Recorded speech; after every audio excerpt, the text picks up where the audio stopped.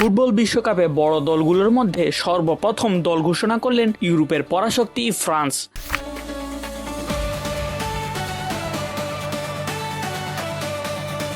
দুইবারের বিশ্ব champion France গতকালকেই দুর্দান্ত এক দল ঘোষণা করেছেন। নতুনদের চমক এবং বেশ কিছু খেলোয়াড়দের মিসিং এবং চমকপ্রদ কিছু সাসপেন্স নিয়েই দল গঠন করেছেন ফ্রান্সের কোচ দিদিয়ের দেশম। গোলকিপার থেকে শুরু করে ফরওয়ার্ড লাইন পর্যন্ত সবগুলোতে জায়গায় রয়েছে বিশেষ সব ধরনের বড় পরিবর্তন।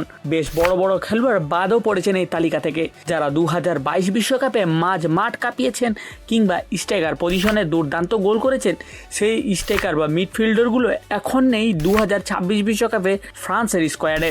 বন্ধুরা, তাহলে এখন আমি আপনাদেরকে দেখাবো ফ্রান্সের এই 26 জনের স্কোয়াডে কোন কোন ফুটবলার জায়গা পেলেন এবং কারা পড়লেন বাদ।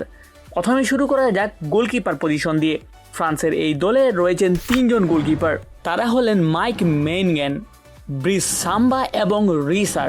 তাছাড়া ডিফেন্ডার পজিশন থেকে দলে জায়গা পেয়েছেন লুকাস ডিগনে, রয়েছেন মালু গুস্তো, লুকাস হান্দারেজ ও Theo Hernandez, Ibrahima Konate, Jules Kounde, Maxence লার্কোয়া, উইলিয়াম সালিবা এবং দায়ো উপেমেকানো। বন্ধুরা, এরা এবার ফ্রান্স দলের ডিফেন্স লাইন সামলাবেন। মিডফিল্ড এবং ফরওয়ার্ড পজিশনে রয়েছেন বেশ কয়েকজন চমক। রয়েছে অ্যাঙ্গোলে কন্টে, একদম হঠাৎ দলে সারপ্রাইজ দিয়ে এন্ট্রি মেরেছেন এই অ্যাঙ্গোলে কন্টে।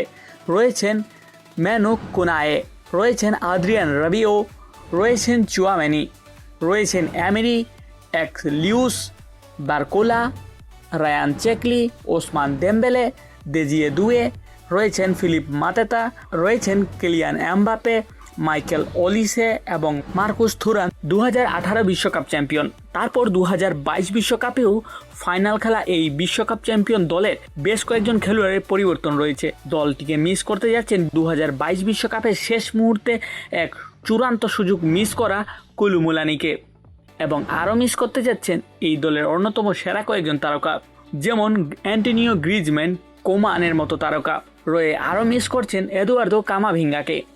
এটাই হচ্ছে 2026 বিশ্বকাপে দিদিয়ের দেশমের ঘোষণা করা ফ্রান্সের ফুটবল দল। আপনার কি মনে হয় বন্ধুরা, এইবার 2026 বিশ্বকাপেও কি ফ্রান্স বাজিমাত করতে পারবেন, নাকি এবার বড় কোনো অঘটন ঘটতে যাচ্ছে? অবশ্যই কমেন্ট করে জানাবেন।